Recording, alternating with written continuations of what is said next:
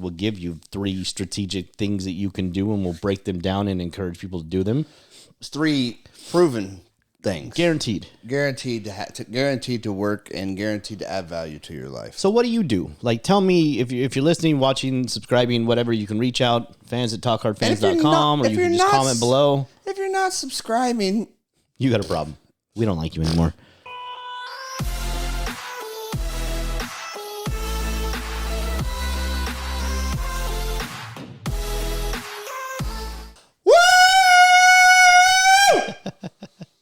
Welcome to the show, ladies and gentlemen. Welcome to Talk Hard Podcast. We are live in studio right here in New York City, baby. What's up, Brian Gordon? How you doing today? How you feeling? I have a confession. What's the confession? I just lied to everybody about New York? No. I have a confession. We're not in New York. I have been high for like 8 months straight. I happen to know a good rehabilitation center. This is the new trend since we're starting trends. It's the no drug induced high. Oh, wait a minute. Because I feel high. I can't get you approved with that. I can't get you approved with that. I'm just saying. You got to watch it. Well, that's awesome, dude. I mean, ultimately, that's what we seek, right? Right. Well, I like to feel good, right? Drugs and alcohol used to make me feel good. Yeah. We all like to feel good. They worked. Yeah. They worked great. I'd be down and out, and I'd sniff me a big old bump of some cocaine, and I would feel great. He just went total Midwest right there. Some cocaine. I got me some cocaine. Dude, I cannot say cocaine without saying cocaine. Got some cocaine. It's going to be a Brokeback Mountain here very soon. Oh, damn. Oh, damn. That was a movie. Mm-hmm. Anyway. Yeah, so drugs and alcohol made me feel good, and until they didn't, you know, and then they made me feel bad, and they made me feel shitty. But getting into recovery, you know, that was my one and only desire: is I want to feel good again, right? I want to feel good, and that took a long time. I'm gonna be honest with you. Oh, for sure. And still today, 8 years later, it's still something that I have to. Be aware of how I'm feeling, how I'm thinking, how my emotions are, where my brain's at, and because that all in turn affects how I'm feeling. Yeah, I used to think it was like the pregnancy thing where it was like 9 months pregnant, baby weight, and then 9 months later you could be back to normal, so 9 months on, 9 months off kind of a thing. So if you were 9 years in the drug addiction game, you're going to be pretty close to 9 years before you're really back to normal. Fudge. But that's what I thought. I got a lot of years left. I seem to be believing anything is possible in reality. So Chris brought up a good topic for today that we can definitely touch on. We are not talking about bioskeleton. No. That's supernovas and his YouTube channel's killing ours, by the way. He's got like 1 million views on 3 ways to 3D print. Wait a minute, who does? Chris is about to. You haven't been watching his channel? I haven't. Man, you're rude. What kind of friend Chris, are you? I'll have my assistant look at your channel and watch it for me. Not yet. Give me a month. Okay. So mind, body, and spirit, how the 3 work together, and I feel like it would be very helpful for people to understand how all this operates, but I want to let everybody know what's coming in the future, and you're going to read this book because I just found out about it, and it was ironic because we were just talking about this, but I just found a book called the... Wait, stop. How many pages? It's audio, so it's got 1 page. Okay, I can do that. Yeah, all right. We'll read the audio version. Because I want to say something. Mm-hmm. I read the last fictional book I ever read was a 900-page Stephen King book. What's wrong with you? And I literally wanted to kill myself. Yeah. And I thought to myself afterwards, why in the hell did I do that? It was called Hearts in Atlantis. There was zero anything happening in that book. But anyway, sorry, I get excited. It's called The Coddling of the American Mind. Oh, love the name. Great name. Where good intentions meet bad ideas. And they have done like massive amounts of research on a lot of stuff. So keep watching because we're going to dive deep into this because they do. You know the author? Who's the author? Yeah. All right. Because if you want to follow us along and read this, Greg Lukianoff, Lukianoff. I'm sure he butchered it, yeah. And Jonathan, yeah. I'm not even going to try. Yeah. Haidt. I'm not even going to bother. So that's a good idea, though. I like that. Guys, I'll get the book this week. y'all get the book this week. Let's do a little discussion on said book. I'm 2 hours into it, and man, what it's an ass. amazing. What an ass. It really is amazing. Well, I'm going to have to listen to it twice because I'm driving at the same time, so it's squirrel. And so, yeah, that's coming up. I want follow along, get the book, get the audio book. Say the name of it again. It's called The Coddling of the American Mind, where good ideas and bad intentions create chaos. Welcome to America. Or good intentions and bad ideas, create chaos. Welcome to America. It's profound. They dive, I mean, he's diving into right now, like the way America is very reactionary and not responsive. And so what we do is something happens and we just jump. And so once this all started years ago, this was basically in the millennial age. I'm being dead serious. I'm sorry. If you're a millennial, I'm sorry.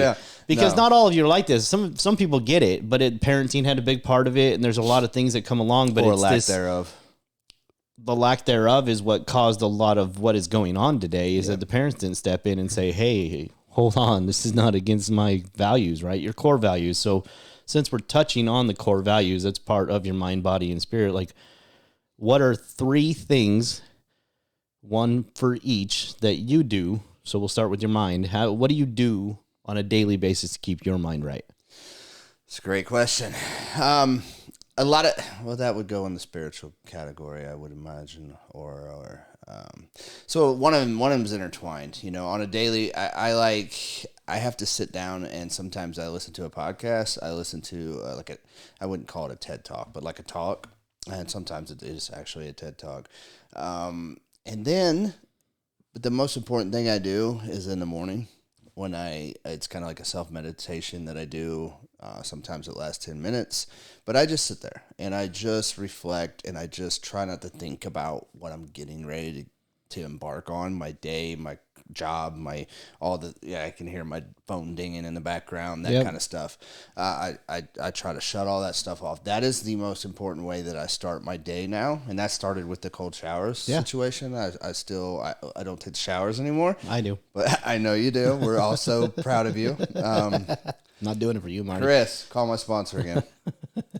Let him know about the resentment. No, but honestly, that is I wish I could implore that on everybody who's listening and everybody who's in recovery or struggles with mental illness or anything like that. Number one thing and I think probably you guys can tell me if I'm lying.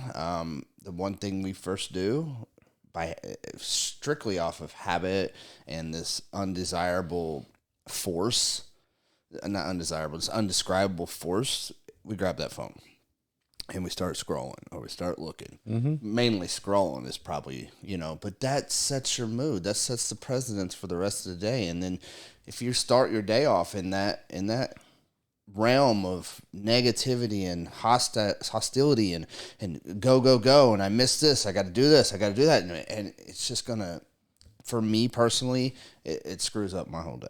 Nice. So when I got into that habit of doing that, that's what I do every morning.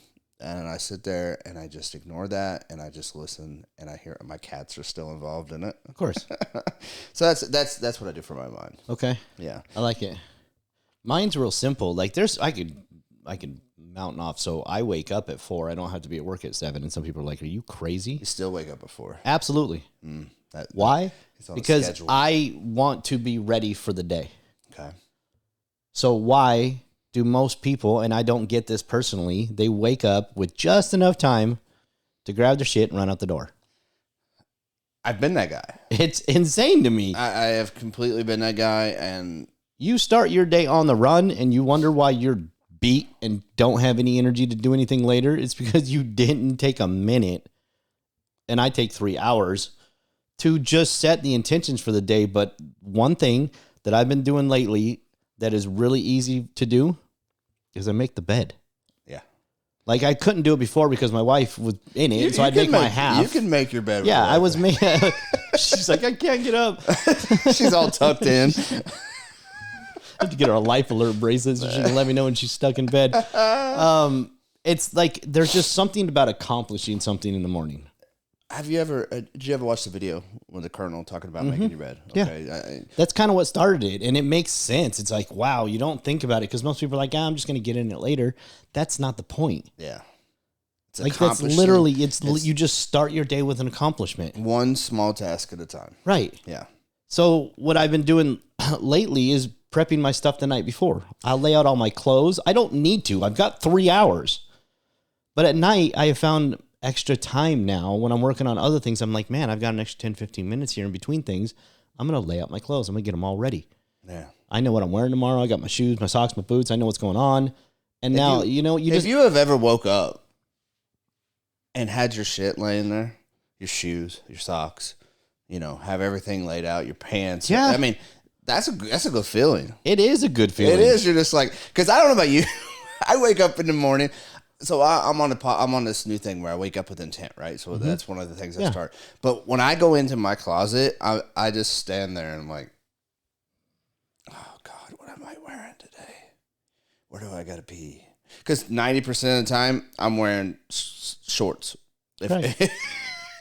I made a little post today, like I hate pants. Absolutely. I don't ever want to put my pants on. I got my pants on today. It's Tuesday. It's supposed to be No Pants Tuesday. Right? Is that what it is? Yeah. It's no pants every day. No pants. Yeah, I get you. But that's a great feeling. I've done it many times. It's a habit I wish I would get into, actually, now that you brought it up. And because when you wake up and there they are, you already thought about it. Because for me, it takes a while to think about what I'm going to wear. You're foggy in the morning. You're waking up. Yeah, dude. I just stayed in my closet, and next thing you know, I'm just like 10 minutes has passed. I'm like, man. Yeah. So like the simple thing that I do is make the bed, but I add on to it's triggering these other things where it's like, okay, I hate going back in the room while she's still sleeping because I'm up at the butt crack of dawn. So I'm going to prep my clothes. I'm going to get them out of the room. I'm going to prep them on the couch. They're all going to be laid out. I know what I have. I know what I need, because I would find myself waking up early with zero intention, and all of a sudden it's like 6:30 and I am scrambling. And I'm like, what have I been doing for the past 2.5 hours? Just took a 45-minute shower. Right? It's like, what are you doing? And it's triggering these other things that are keeping my mind sharp. And now I'm creating habits. And so as these habits are starting to form, I'm not thinking about it anymore. I just do it. Like, I just wake up. Like, now that this habit has started, it can be Saturday morning and I've got nowhere to go and nothing to do. And at 4 o'clock in the morning, I will wake up. Yeah. I am on like an auto clock. That's disgusting, by the way. It's freaking disgusting. It's amazing. Who does I that have shit so on much Saturday? time in the day to get things done. It's amazing. Saturday at 4 a.m. is just... It's so peaceful, though. What do you guys There's think? not a noise going on. Do you guys think it's disgusting, or are you on my... in the morning? Yeah, all right. I love my sleep-in day. I love it. I think we both have the same answer for body, but... Yes, but... one of the other things too that I am in a 100% habit of doing the night before is making my coffee. That's a must. I wake up because isn't it cold by the time you wake up? No, I got a little auto button. Okay, yeah, so it starts at 6 a.m. Right. My coffee turns on at 6 a.m. But I've had times where I forgot to do it. Yeah.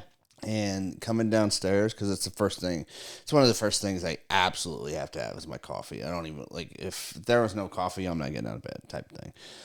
So I walk downstairs and have to fumble through that asleep. I'm 90% asleep by the time this is happening. So yeah, that's like, why does my coffee taste like tea and everything is just weird right now? Yeah, I get it. Like, I have once did it, and I made coffee the night before, and I forgot to put the water in it. And I got downstairs, and I had a steaming hot glass pot with nothing in it. Oh, nice. I'll bet that was fun. Yeah, good stuff. Anyway. So here's the thing, since we're staying on the topic a little bit, it's the simple fact of keeping yourself in motion, right? Yeah. Here's the thing. I can actually watch a TV show and prep my clothes. You want to know why? Because they still have commercials. They're about 3 minutes long. If it takes you longer than 3 minutes to walk to your bedroom, grab what you need as clothes for the next day, you're doing life wrong. I am so doing it wrong. Because I know what I need before I get to the closet.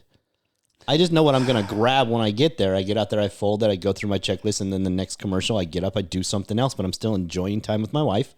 We're relaxing and unwinding, but it doesn't mean I have to just not think. Yeah. So it's just this new way of life. And that's why when I was saying this, like, it feels like I'm high all the time because it's like, bam, bam, bam, bam. Like stuff is just happening left and right constantly, which was funny because when Chris brought this up, I was actually thinking about the 3 things that affect your life, like actually numbering them down. And we'll get into that on another podcast where we will give you 3 strategic things that you can do and we'll break them down and encourage people to do them. It's 3 proven things. Guaranteed to work and guaranteed to add value to your life. So what do you do? Like, tell me if you're listening, watching, subscribing, whatever, you can reach out, fans@talkhardfans.com, or you can just comment below. If you're not subscribing, you got a problem. We don't like you anymore. Anyway, yeah.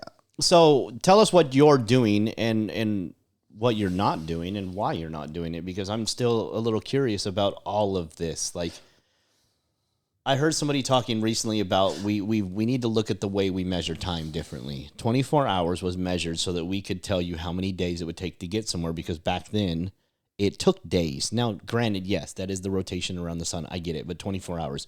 Oh, I've got 24 hours to do something. One of these new billionaires that I'm following, he's like 5 hours. My day is 5 hours long. I get everything I need to done in 5 hours. Oh, for me, okay, I sleep 7 hours.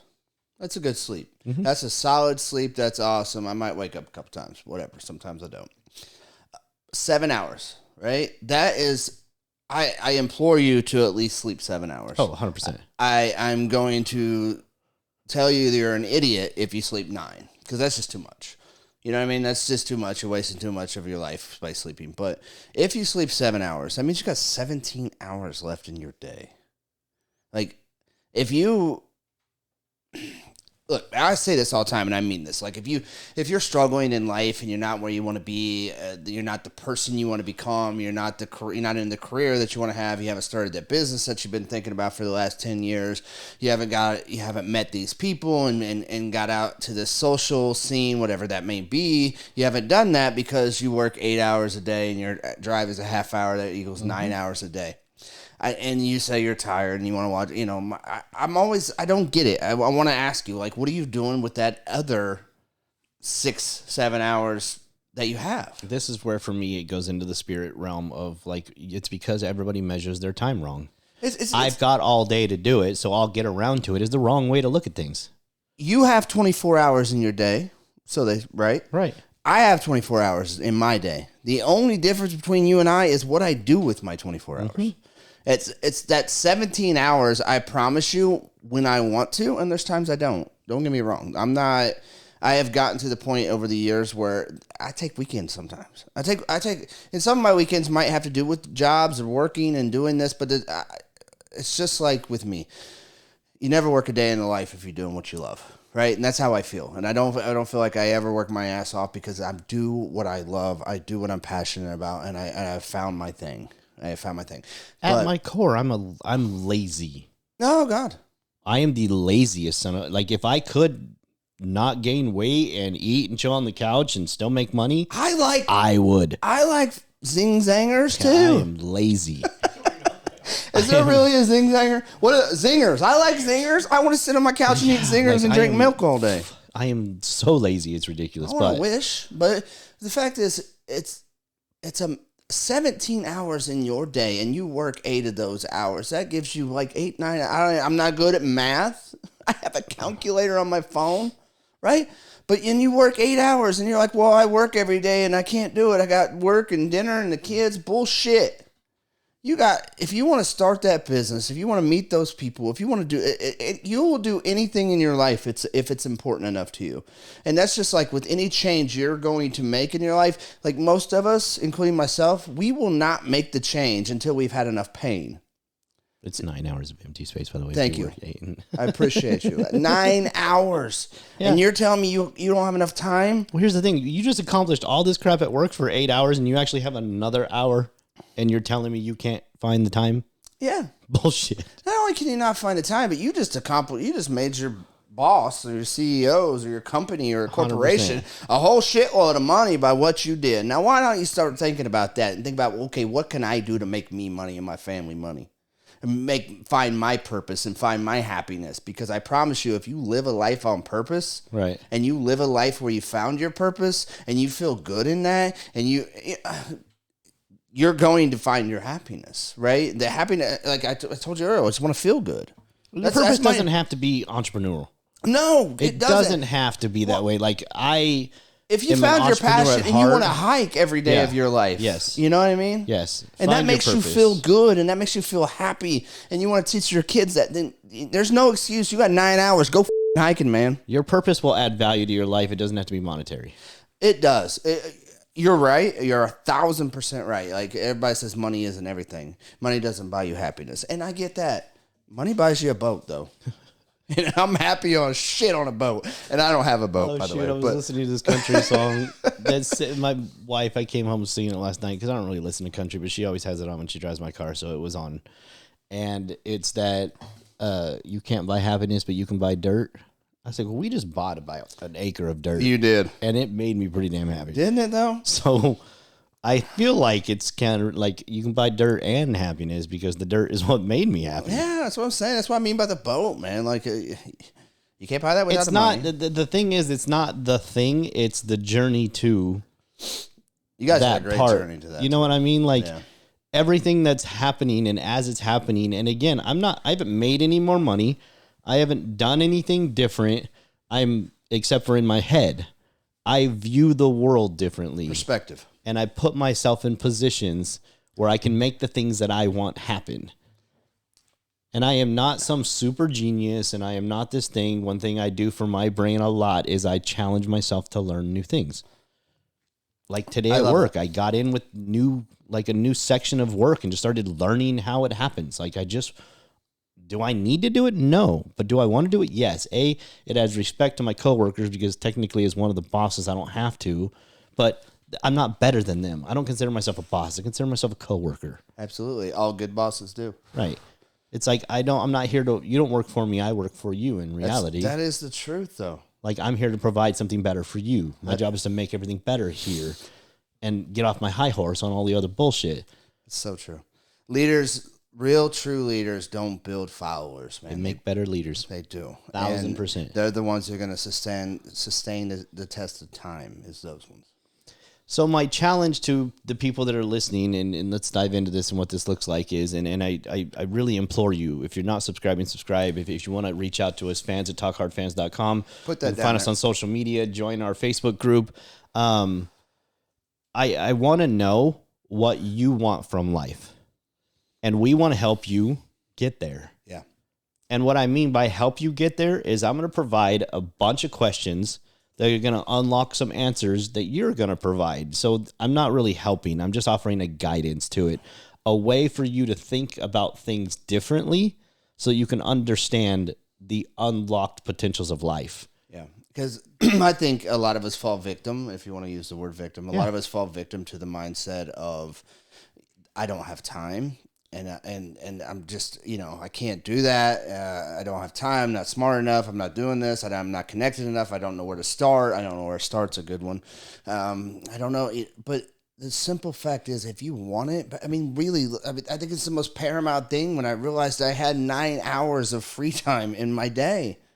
And what am I doing with that 9 hours? Am I watching Netflix? And don't get me wrong, guys. I like to do that. Sometimes I'll shut off and I'll just sit down and I'll Game of Thrones marathon for 3 days. Not necessarily, but you know what I mean. Yeah, I'll do that, man, and that's fine too.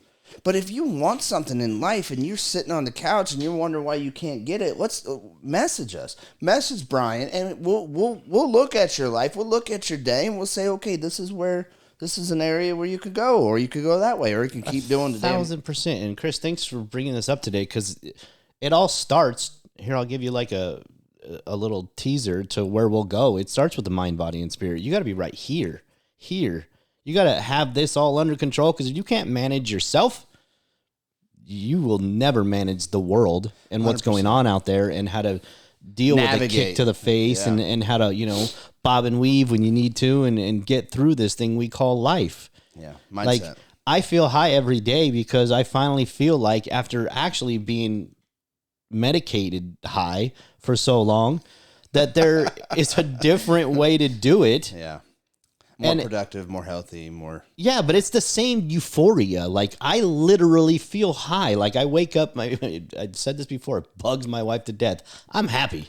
You're one of those guys. I'm ready to go. Yeah, we all hate you. Like, let's go. Like, I got things to do today. That's how Brian Kendrick is. I got a world to conquer. Let's go. Let's go. Let's get it done. Yeah, and I'm like, and I'm in the corner like, give me some coffee. And then I'll be like that. We'll talk about your other addiction problems later. Shit. But please reach out to us. I want to hear more from you. I want to engage. We want to build a community around what is happening right now in the world because, as I said, we're going to dive into later. We can't stop what has already happened, but we can begin to look at things differently and make even this much of an impact, which I'm holding up 2 fingers for those that are just listening, is a small impact can create a ripple effect. You drop a pebble in the water and it just starts to flow.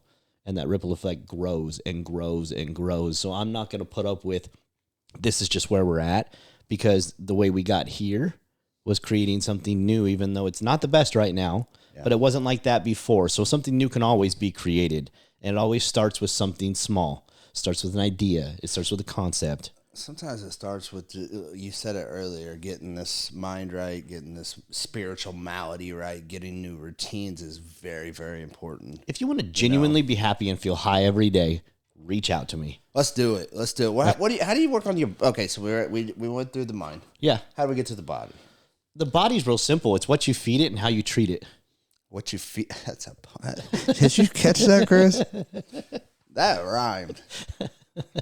That one just came up. Well, too. I'm just going to take credit for it. Let's see how all the synchronicity too of this too, because what you feed it, right? What you feed it is going to totally affect what you do for your mind is, how you perceive things, how you feel, how your emotions are, how you feel lethargic, and all these different aspects. Food is so important. It is physiologically the reality of how your body operates, the vagus nerve. And how you're emotionally, literally. Yes, because when you go to work, you sleep 5 hours, you go to work 9 hours, and you spend the rest of the time on the couch or stopping off and your lunch was McDonald's or whatever, and then you have a shit lunch and a shit dinner, and it's no wonder. It's no wonder you feel the way you feel. It's funny. Before I did the sober journey, I actually came clean to my doctor at the time, was like, hey, this is what's been going on. You're not in any trouble. Like, I came here with a problem. I was getting medication from you that I technically needed. I just learned how to abuse it. But I'm just at a loss. And he was like, he'd hear me talk about the gym and trying to get in shape. And he was like, when all this is messed up in your head and you're not feeding it right, you're wondering why you don't physically look good. It's because you can feed it good nutrients, but if your brain's not clear on what to do with it, nothing's going to happen. Yeah. So you've got to get the fog out of your head. So to intertwine them, what you feed it and how you treat it. And this goes for brain food. I mean, fatty acids, there's a dietary program where you can reach out and we can get you in touch with someone. I've got great friends that do great work with the dietary stuff, but this overcomplicating factor of I don't know. You're not supposed to know. You don't know what you don't know. You don't know. I still don't know a ton, and that's what I'm living life with. So you have to feed the body what it needs and stop overthinking it. I got to get so many carbs, I got to get so much protein. You're not a bodybuilder. Shut the hell up. Get over it. What are you doing? Practicing? You training for Spartan? I mean, what's right. Just is there a war coming I didn't know about? Clean food, stay away from sugars. Sugar's really bad for the brain. And high fructose corn syrup. Stop feeding that shit to your kids. Yeah. Saturated fats. Fats are good for you, but everybody likes to cut them out, and then they wonder why they're gaining weight. It's because your body's panicking because it wants fat. It needs fat. In order for it to burn fat, it has to have fat on it. Right. So saturated fats are horrible for you, but all these things coincide with each other in a way that when your mind, your body, and your spirit is right. And when I say spirit, I don't mean you have to go to church and do all these things and be religious and yada, yada, yada. You just have to believe in something greater than yourself. Yeah. Well, the spiritual connection is part. If you're in recovery, one of our the three things that we have is our mind, body, and spirit. And our spiritual is we have a spiritual malady, right? Mm-hmm. We have this lack of connection with anything or anyone or any higher power of any sort, and that's all connected with the basically. We're irritable, we're restless, and we're discontent. That's the nature of the disease of addiction. That's the nature of a disease of a mindset that's negative as well. I mean, it's the same thing. Addicts happen to find something that works, like drugs and alcohol, and of course, until it doesn't work. But, you got a lot of people out here who are suffering from irritable, restless, and discontent, and then they get stuck in bad foods. They get stuck in bad routines. They get stuck in, scrolling for endless hours. It's all the same stuff. We just find stuff to basically put Band-Aids on cancer and just ignore it. And we have no intention in our life, and having no intention, we say it a lot on this show, waking up with intention is one of the most paramount things you can do as well. Like you wake up, your clothes are ready, you know what you're getting ready to do, you're going to do this, you're going to shower, that's waking up with intention. That's having a purpose when you wake up, instead of waking up and fumbling through life, running out the door to get to your job that you hate and be yelled at by your boss that you can't stand. You know what I mean? And I'm on like a next level of intention, so and it's taken a long time to get here. What I encourage everybody to do is wake up with a intention, meaning I'm going to have a good day today, and nothing is going to stop it. And the only thing that's ever going to stop it is you, because the only thing that makes a bad day is what's happening in your head. Perspective. Like Period. Perspective, guys, perspective is anything. You can look at anything like a negative thing, like this is a bad thing, like this is a failure, like this is, I'm not good enough, and all this stuff, and I failed, and I did this, and you know what I mean? Or you can look at it like, holy shit, that sucked, now what do I do different? You know how many times I failed today? How many? Many. Too many to count. Okay? I'm failing right now. No. Again, so I'm going to learn this new process at work, and I'm messing stuff up. Okay. What do? Do I get frustrated? Do I get mad? Do I start cursing? No, I go grab someone that knows more than me. There you go. And I say, go. That's walk me through what I'm doing wrong here. Don't do it for me. Walk me through what I am doing wrong and help me get to the other side for a second. That's a metaphor. That's a metaphor for life, right? Period.